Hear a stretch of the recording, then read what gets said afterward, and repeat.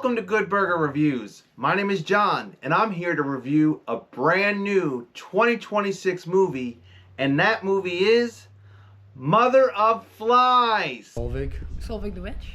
Yeah, everybody around here knows her. She can trick death. Life is rhythm.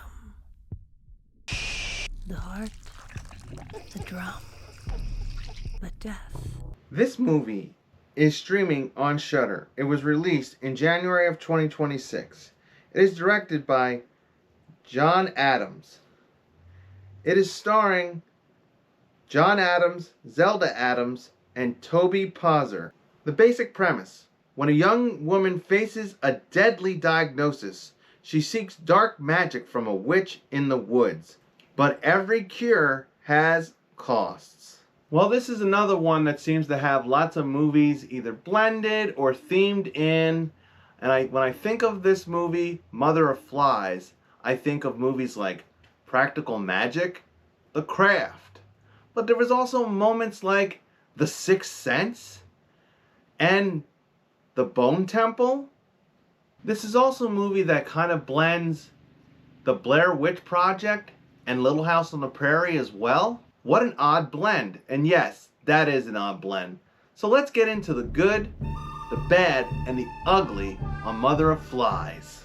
Well, in the positive is the overall basic story, the urban legendist story that this is.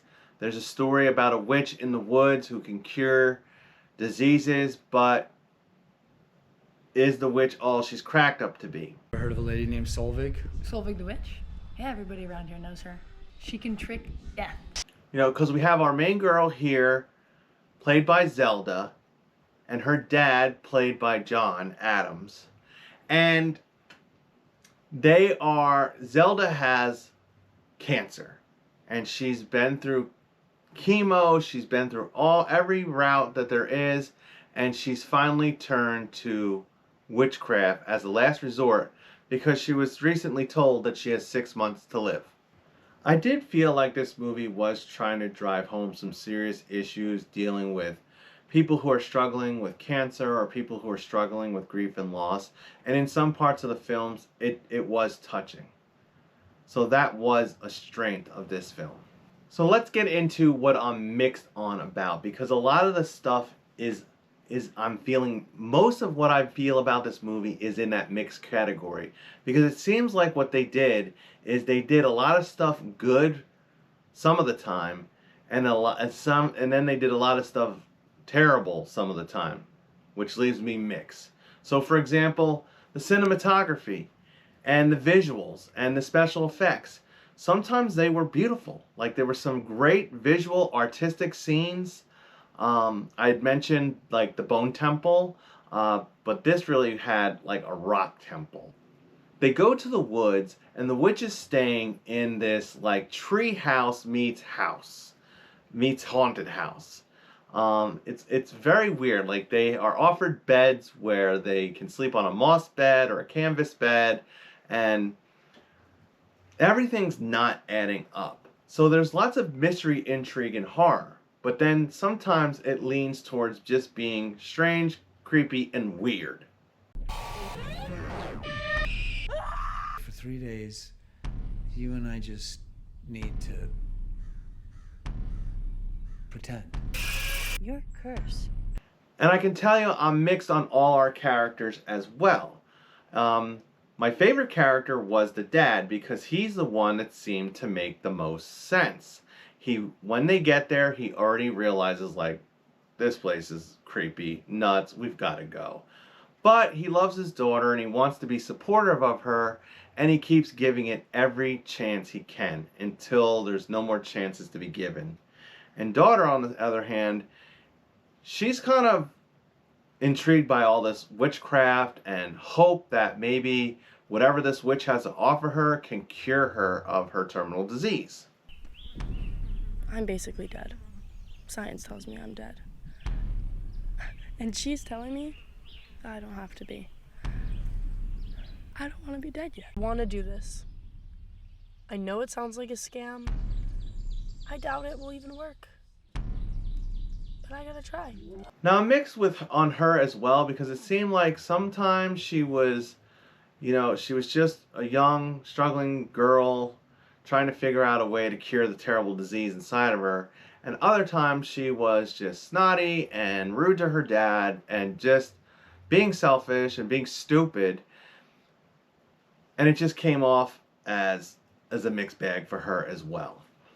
And our other main character, the witch, Helvig, Slovig. I can't even remember the name. It was some weird name. The positives on her, or the part I liked about her, was that she was scary. Definitely, like, the mystery and horror was coming from her, intriguing. But at the same time, she was highly annoying. She was constantly talking in, like, nursery rhymes. It was always like this. And even the characters call her out on it. The dad's like, why does she even talk like that? To woo death, one must love it, lie with it.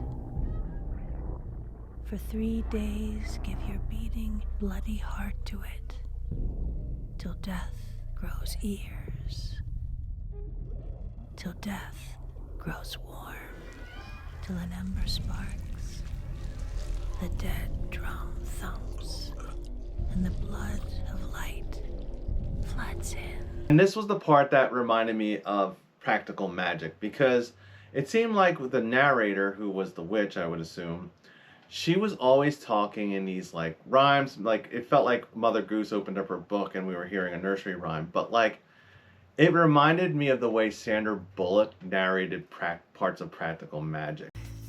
In the moon tonight, there's a circle around it, a sign of trouble not far behind.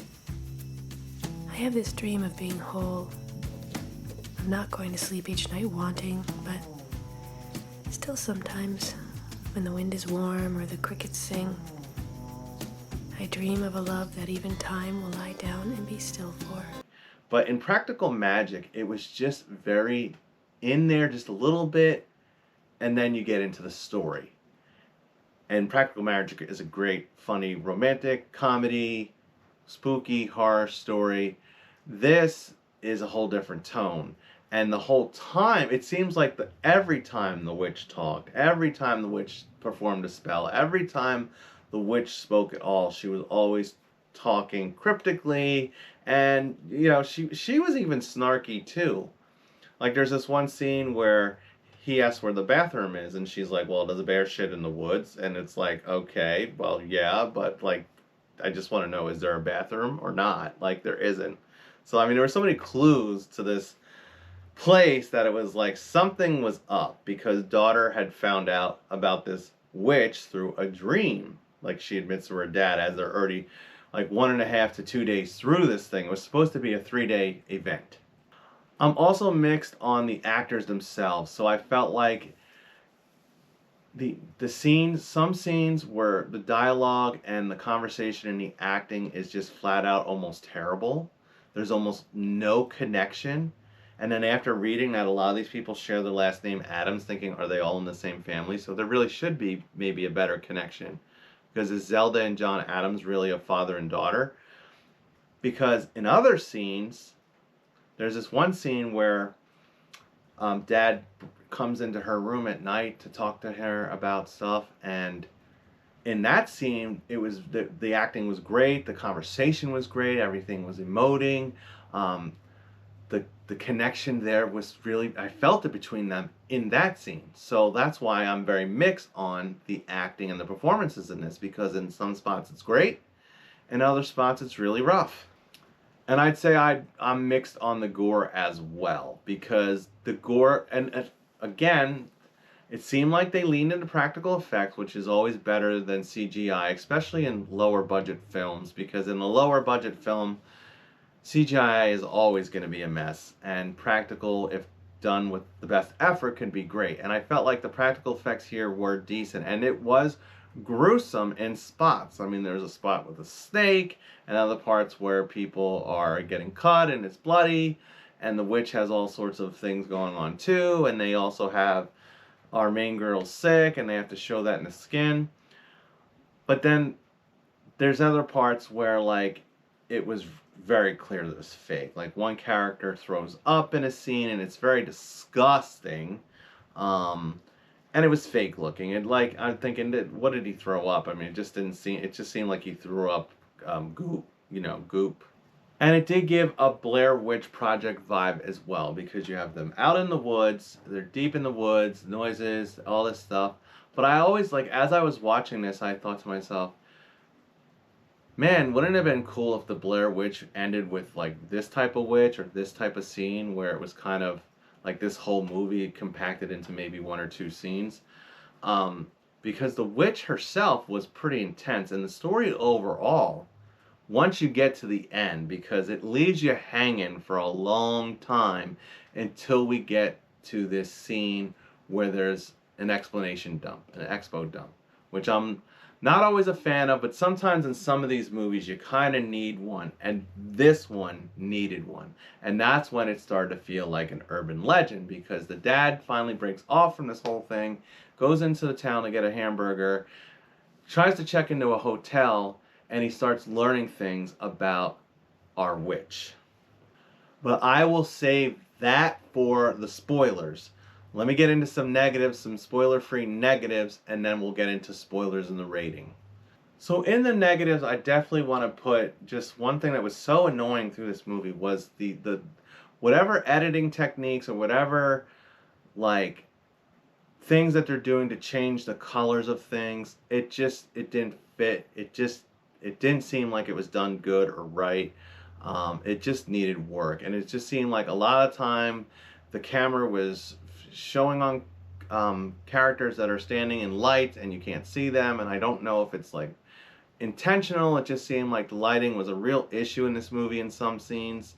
I mean, like I said, some of the cinematography was great, but it just seemed like this movie had a lot of lighting issues and editing issues and the coloring. And this was another movie that gave me a Little House on the Prairie vibe. I had just mentioned that in Abraham's Boys, where sometimes the setting or the backdrop of the whole movie gave a Little House on the Prairie feel.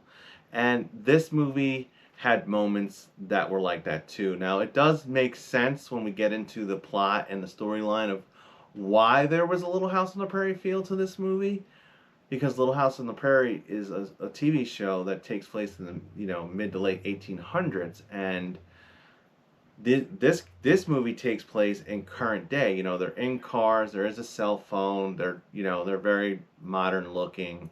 Because I was starting to at one point think, are they really in 2026, 5, 4, whenever this was filmed? And I guess that would just be due to the wardrobe mainly of the witch and some of these other characters that pop up on the side. So let's get into a quick spoilers, because to get into some of these topics of what I want to explain, there are spoilers. So this movie is currently streaming on Shudder. If you want to flip forward to the rating to see what I thought of it, you can go ahead and give it a watch and then come back to this part of the video if you want to hear spoiler talk. So dad and daughter daughter's name is Mickey, played by Zelda, and they have gone into the woods to seek help from this witch that she tells him communicated to her through a dream. And dad right out the gate is leery and somewhat being sensible about it, but because he loves his daughter, he's gonna really try to support her. But things are very weird. So like the witch is being, like I said, she was being odd, talking in nursery rhymes, being snarky with him, telling him that it's going to be difficult, blah blah blah.